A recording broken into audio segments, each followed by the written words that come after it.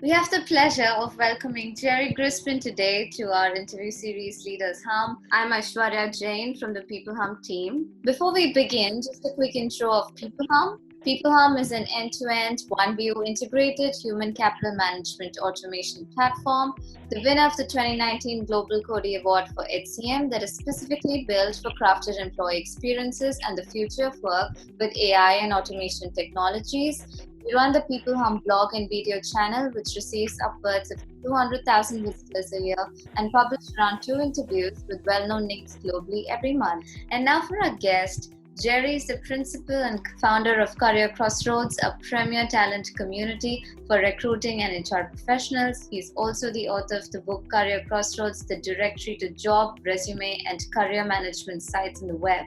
A humble professional who refers to himself as a passionate student of hiring, a well-renowned keynote speaker who brings with him a lot of experience, we are happy to have Gerry Crispin to our interview series. Welcome, Gerry. We're thrilled to have you. Thank you. It's a pleasure to be here. And if you could tell us a little bit about Career Crossroads and what's the vision behind it? Well, I've been around a long time, and even though I started getting very involved in the mid-90s, I've been working in some form in how we hire for my entire adult life since I was in college. And so that's 50 years ago. So I'm around a long time, but my Career Crossroads has been for 25 years, a business that I developed based on a vision of building a community. And it is a community of talent acquisition leaders that basically care about each other and contribute to each other's success. And the way in which that has come to be really started almost 20 years ago, I guess, when I first started bringing people together, mostly talent acquisition leaders and members of their teams from large companies, typically companies that are hiring between, I don't know, thousands to tens of thousands of people each year. I think collectively are 140 members. It's a membership. Probably hire over 3 million people globally. Most are multinationals. And we deal with each other virtually. I would say that online at Career Crossroads, we have maybe 50 conversations going on at any time, and as many as 2,000 or 3,000 people participating in it. When there isn't a pandemic, we actually meet every month. I cap the number of people who can come together at 50 because I want to keep it small group, and each has a different theme. It might be about branding or sourcing or operations or something related to, obviously, talent acquisition. And the expectation is that people talk to each other, they share. If they don't, they can't be a member. And so I do interview folks and turn down quite a few who just really wouldn't be a fit for them if they're not willing to share, if they don't have some critical thinking skills, if they're not really willing to step up and do things, then it's not going to be a good place for them. And so I'm kind of a picky old coot when it comes to surrounding myself with people who are really sharp, bright, wanting to improve themselves, compelled to improve. So I'm really passionate about this subject, and I believe that most folks who are professionals should be developing and surrounding themselves with a community. And I don't think you need to join Career Crossroads to do that. I think you should just do that as part of how you learn as an adult. Absolutely. It's not been given enough spotlight, and I think it does deserve a lot of it. And Yep. I'm sure, you look at candidate experience and you understand that there are so many things involved in a good candidate experience. So what advice would you give to, all those companies that are struggling to offer a good candidate experience? Well, I think there's several things. One, they have to start somewhere. So um, starting at the beginning really is collecting data, but not just from what you think, as a recruiter or as a recruiting leader or as a vendor supporting the space. I think we really need to collect better data. And the easiest thing for almost any employer to do is to begin by asking the people who you just hired to describe the experience that they had. And most of them will describe a positive experience. If they don't, you got some really bad issues. Because the average person you've hired is thrilled to be hired by you. And so tends to think, work yourself backwards. The folks that you didn't hire, but who got to that final stage, typically silver medalists, especially once they've gotten over their disappointment in not being offered. And then, to be honest with you, the most critical value, your folks interest and did spend the time, energy, and effort to express their interest with you. If you can collect that data, you're going to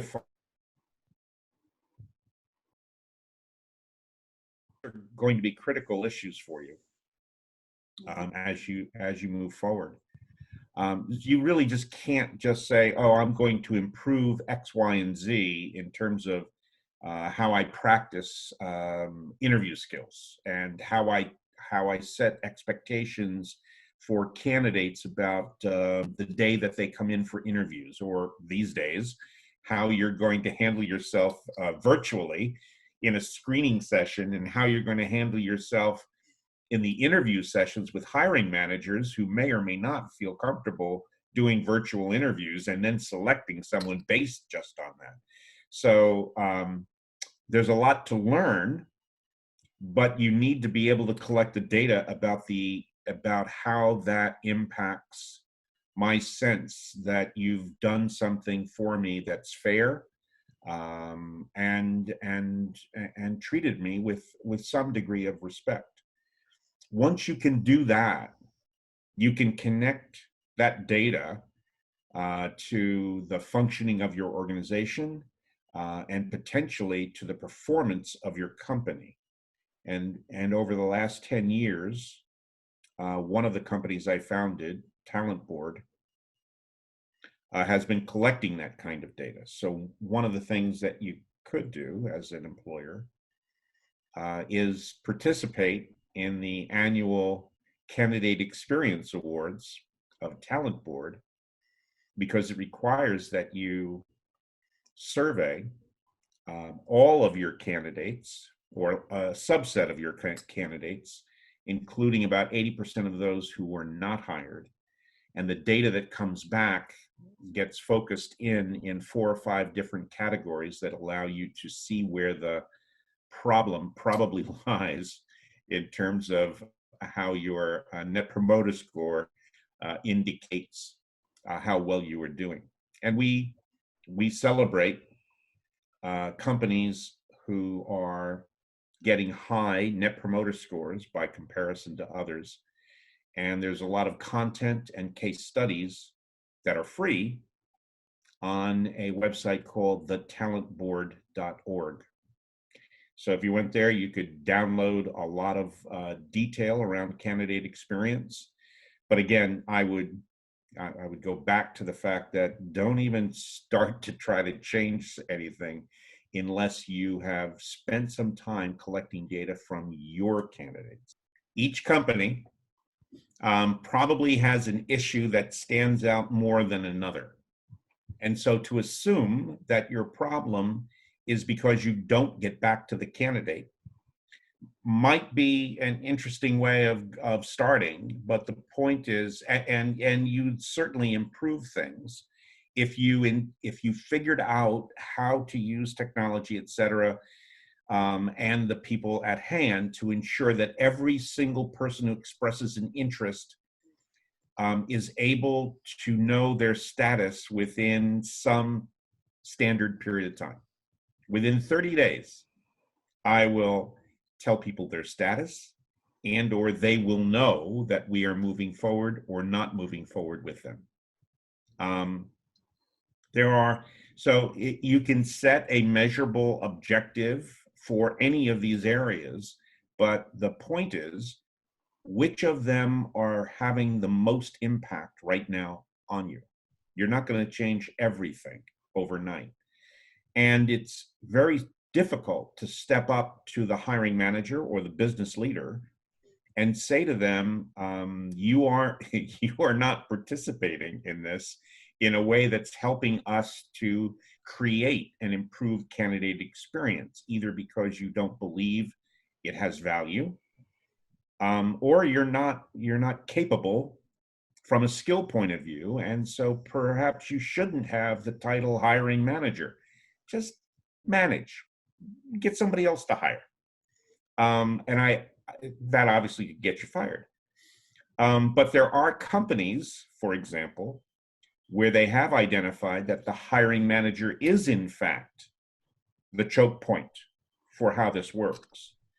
And a couple of them, for example, not only train hiring managers, requiring training for hiring managers in order for them to actually do any hiring, but they audit the skills of those hiring managers to confirm that they've learned what we taught them. And if they can't demonstrate that they're using the skills we taught them to interview, they are no longer allowed to hire. Now think about that for a second. There's only a couple companies that do that.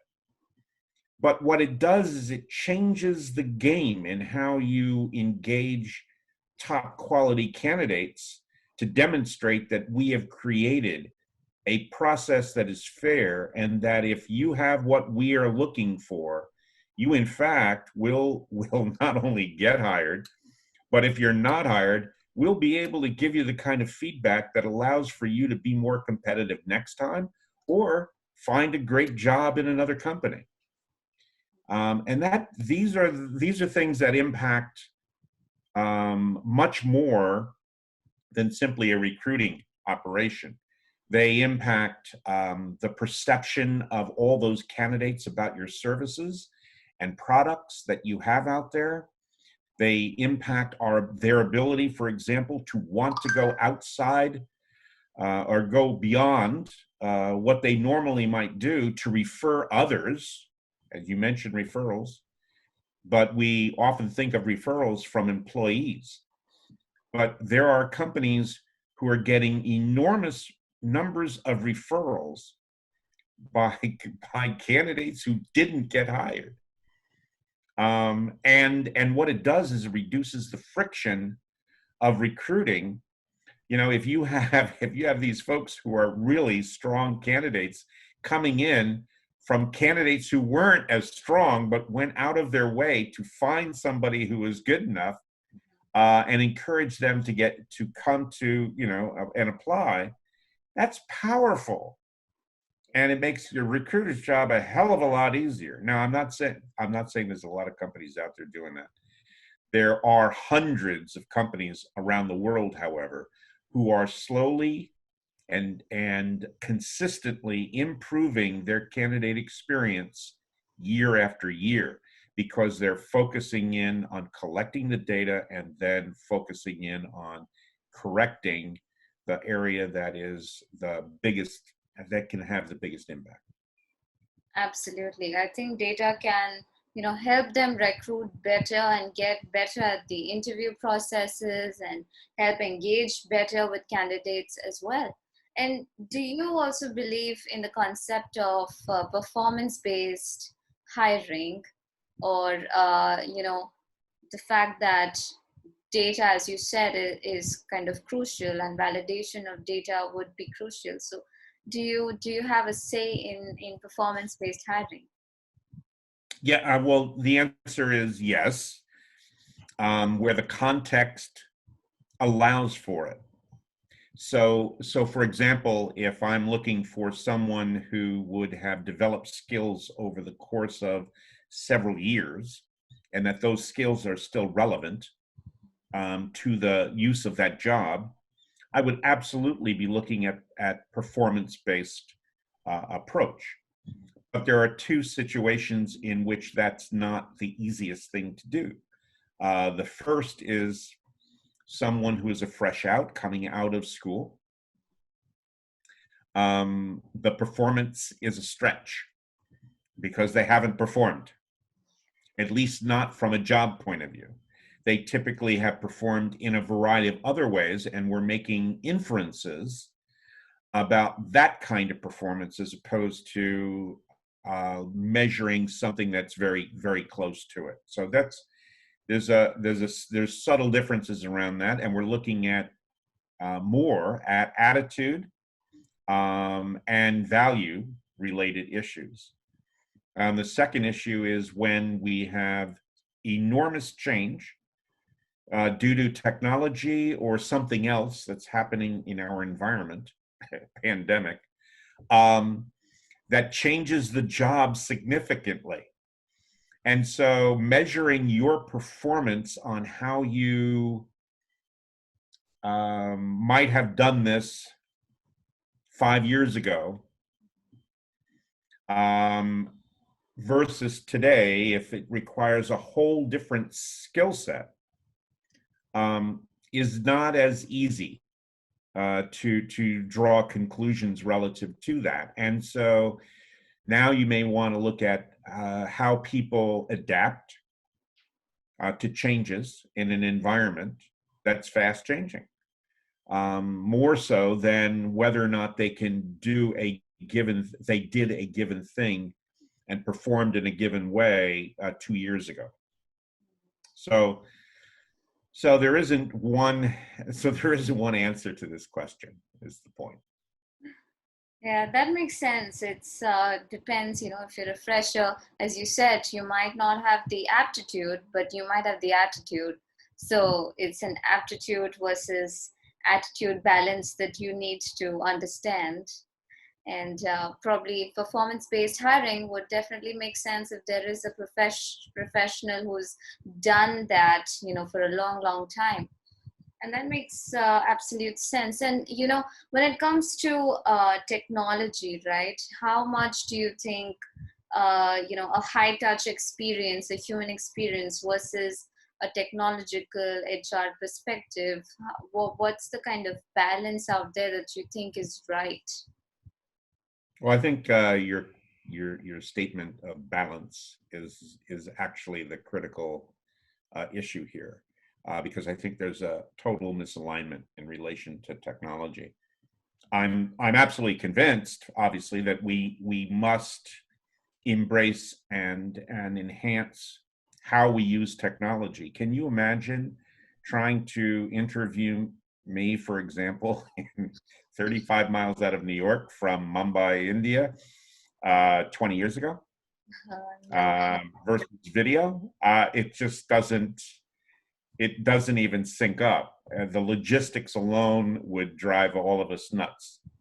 And essentially in 3 minutes to go, I can get on a Zoom call with you, and you can record, videotape, and for the most part, it's pretty stable along the lines. I mean, how unique is that? I mean, I'm old enough to have been through almost every stage of technology, probably going back to when the phones were trying to figure out how to be used, but no, maybe not that far. So here's the point, or the problem.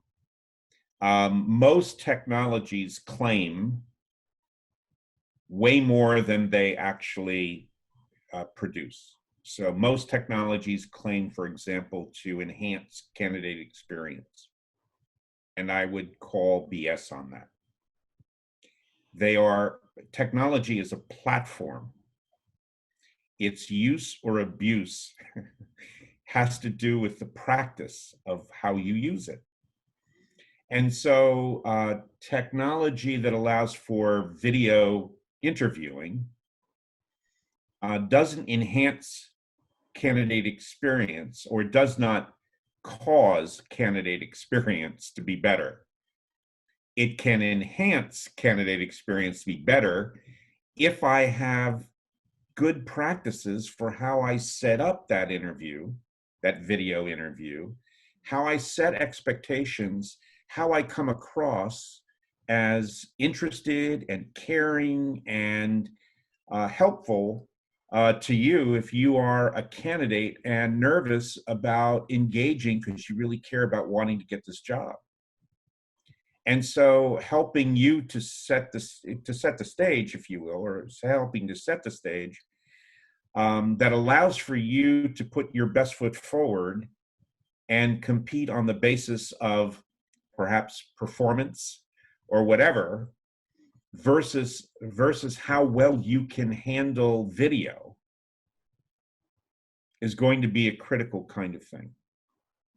And so some of the tools for technology recognize that, and so offer a better platform for you to be able to set expectations, for the candidate to practice, for the candidate to get some feedback relative to how they come across, for you to be able to share and suggest that maybe you should share how you dress, or how you set up a background, or avoid noise, or any number of things that could be distracting within the framework of that tool. But that's a practice. That's not the technology. The technology is just a platform. And so the platforms are going to be critical in how you find, in how you engage, in how you communicate with, in how you select. So whether it be assessment, whether it be video, whether it be anything, any part of the journey of recruiting, technology is going to be increasingly important for the best candidates to be able to find you and recognize that your employee brand is one that resonates with their value system, for example, and so increases the likelihood that they're going to apply, and that you can actually then search and find them, and then be able to begin to engage them over time. That leads to them joining you, and then they perform in a great way and your company gets better. That technology is going to be there for sure, and we need to be able to pilot all of those, but not with the idea that they're going to do it for us. What we have to decide is how we behave in each step of the way, in how we treat our recruiters, our business leaders, our hiring managers, and our candidates. And when we focus on those sets of practices, and continuously tweak them to get them better, then I think we're operating in concert with what technology can offer. And the problem is that that's not a lesson that many vendors have learned. They need to be able to state what they can do to help you, and to support you, not to replace your ability to do it. And if they got that, they should be advertising in a different way than most of them do today, with a lot of shiny object kind of approaches to everything. I can't tell you how many times during the course of a week someone tells me that they have the silver bullet that will answer and solve every problem I have in recruiting. And I don't recruit. So the first problem is they know nothing about me to filter me out from telling me that I'm a recruiter, and they should sell to me. So I can only imagine a TA leader and how many of those things they get. Yeah, that could be really frustrating if you're just getting bombarded with these talks that are not even relevant to you. It does not make sense. And well, there are, thousands of organizations, small, medium, large, that are struggling with retention rates. And what do you think is the main problem for that? And do you have any tips or any advice for such organizations? I always have tips and advice. It's just whether or not anybody's going to take it. The the answer to retention from my perspective is you have to own it. Most firms, most employers do not own retention. If they're in talent acquisition, they say, well, that's a different problem. That's talent management. And talent management says, well, we taught them everything they need. It's the hiring manager. And it goes on, and there's a vicious circle of, if you only knew, you would be helping us hire people who could be retained. And, the argument is, well, yeah, but, you got to create a different kind of environment. So owning it means that there is somebody responsible for that from a leadership point of view. And that goes there's a little top down and there's a little bottom up. Okay. And let me give you a couple examples. When I worked for Johnson & Johnson somewhere in the dinosaur age, and was responsible for recruiting, several times I went to a business leader, a director, and told them, I will not have my people recruit for your people any longer. It just will not happen, because here is the data. The data shows that you abuse people in a way that they leave in a short period of time. And here are some of the types of people who leave even faster than some of the other types of people. And that's not acceptable in our valued company. So my people will not work for you anymore. And they would go, oh, well, we're going to get you fired because that's not what your job is. And I'm going, no, it is my job.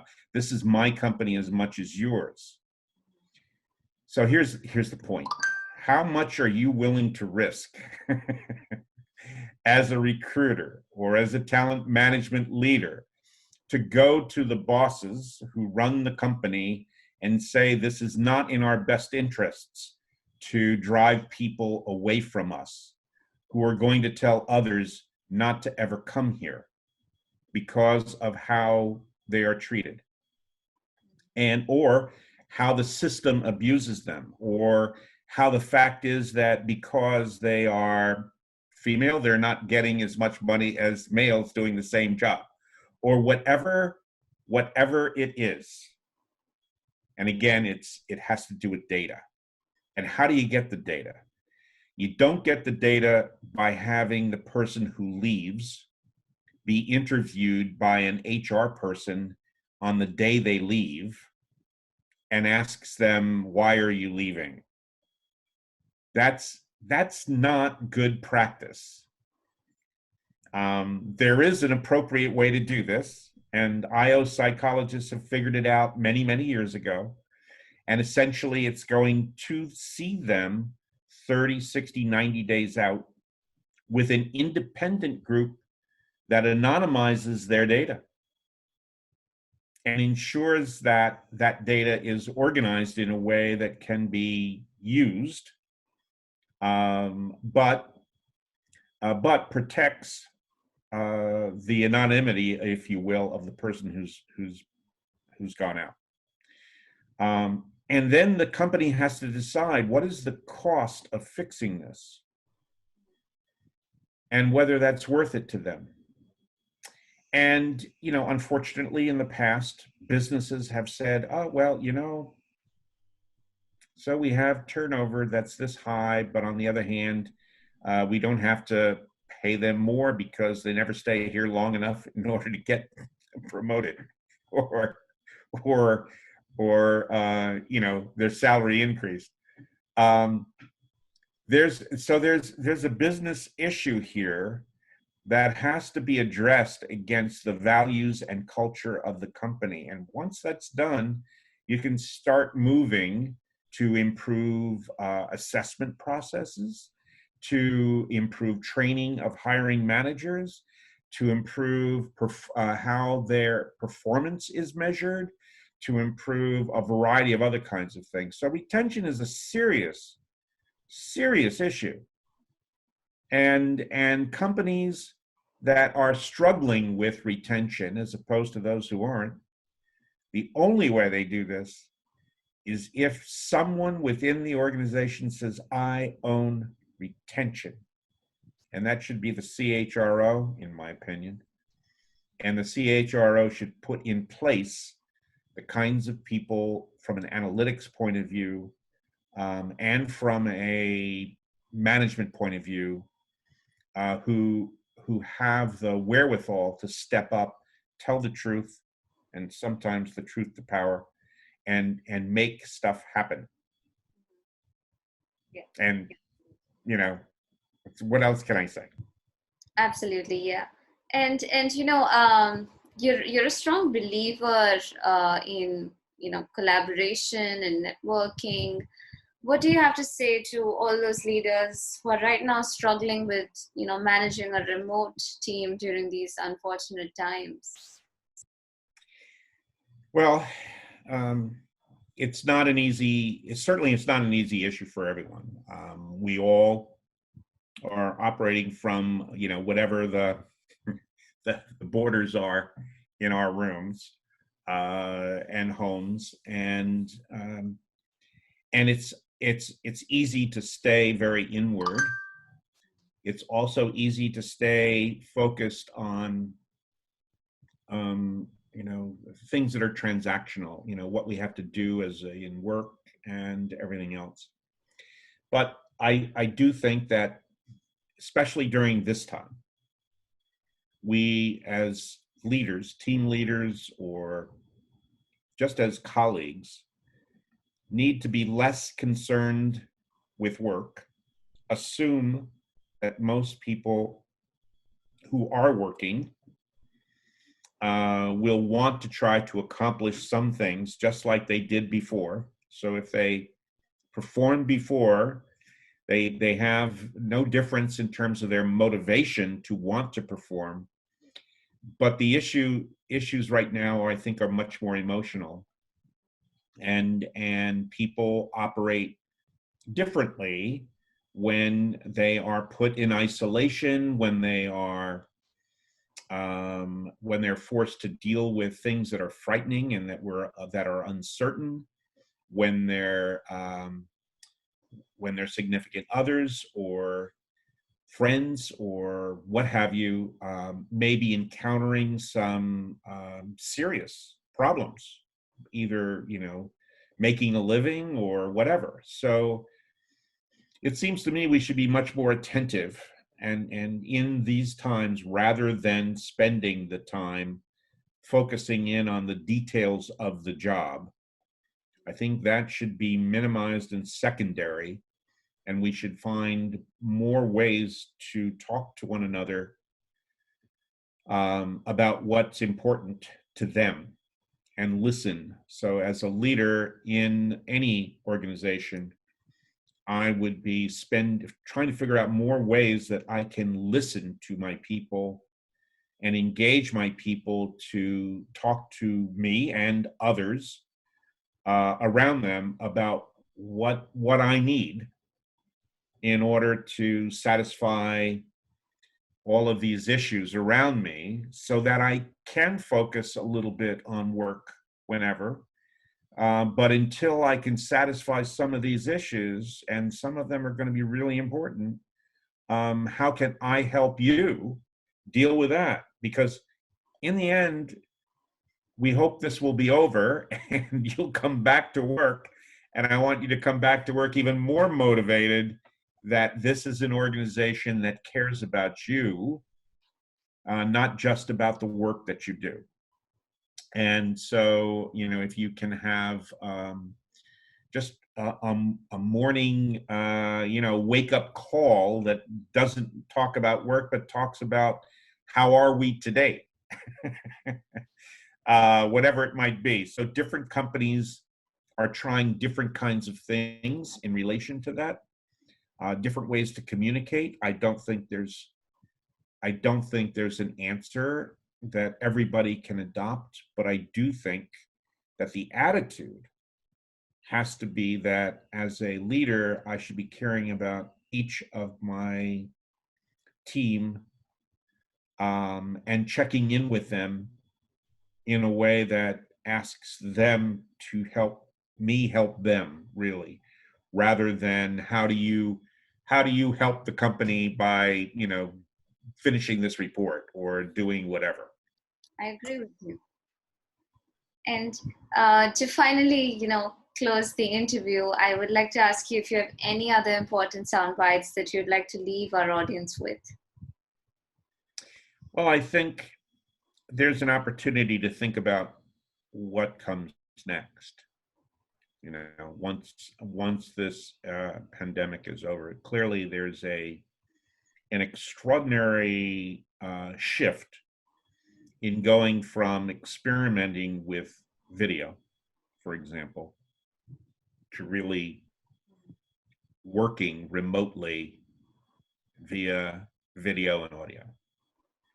And most companies have shifted from 10%, 20%, 30%, whatever it might have been. There's not too many that were already 100% remote and based on having conversations and communicating that way. But everybody now has the experience. Everybody is now really embedded in that experience. And I think when we come back, we're going to see a different balance in face-to-face versus remote or home-based. I think it'd be very significant. I think it'll be significant enough that it will impact real estate in large cities, and where people prefer to work from. One of your choices in life is where you live, or should be, and people feel forced, perhaps, in some instances, to live in a large city. Others prefer to live in a large city, and I think we're going to shift more to the preference than the forced part. That's not going to be for everybody, but it will be for, I think, a greater number of folks. And as a result of that, I think you're going to see a change in how leadership communicates and operates with people, and they'll have to have a little bit more of a community feel. They're going to have to pivot not just to a network, but a community. And the difference is, a network is just all the people I know. But a community is people who feel they belong. And so the skill at helping someone feel that they belong to this group when they are separated by space, they don't all show up in a given place, it's going to be a little bit different. And I think that the kind of leadership that will predominate will be much more of a servant leadership, where we turn it upside down a little bit, and directors, managers, C-level folks are more concerned about figuring out how they can help the people rather than what the people can do for them, which tends to be, that ego-driven, I make the most money, so therefore I'm the biggest deal on the block. And so I'm kind of interested to see if that transpires, and that would be obviously an extension of what we've all learned, but it will also depend on whether or not people who are the workers kind of demand that. If you're not giving it to me, I can leave and go somewhere else. And so that's probably going to be the key interest for me in terms of seeing what happens in the future. Absolutely. I think it's time that leaders and managers, they dilute their egos and, try and be more engaging, more empathetic towards their employees, because we don't know about the implications of the pandemic and how the world is going to change once this is over. Say, Right. And the issue obviously is culture plays an extraordinary role in all of this. So how this expresses itself in India, in New York, in Singapore, in wherever, will probably be different because of significant differences in how culture operates. But still, we are all in a world that is learning more about each other every day, and so hopefully is capable of accepting those cultural differences in a way that's positive for all of us and how we live our lives. So I'm kind of hopeful around all of that, and I find it a fascinating kind of thing to observe, as long as I don't go outside the house. Yeah, it's going to be interesting to see how this unfolds, and hopefully it's going to be positive, and it's going to change the way we look at each other and engage with each other. It would be, it probably we look at glass half full after this is over. I hope so. I hope more people do. It's fun. Absolutely. Thank you so much, Gerry. It was wonderful talking to you. I had an amazing conversation, and thank you for sharing your views with us.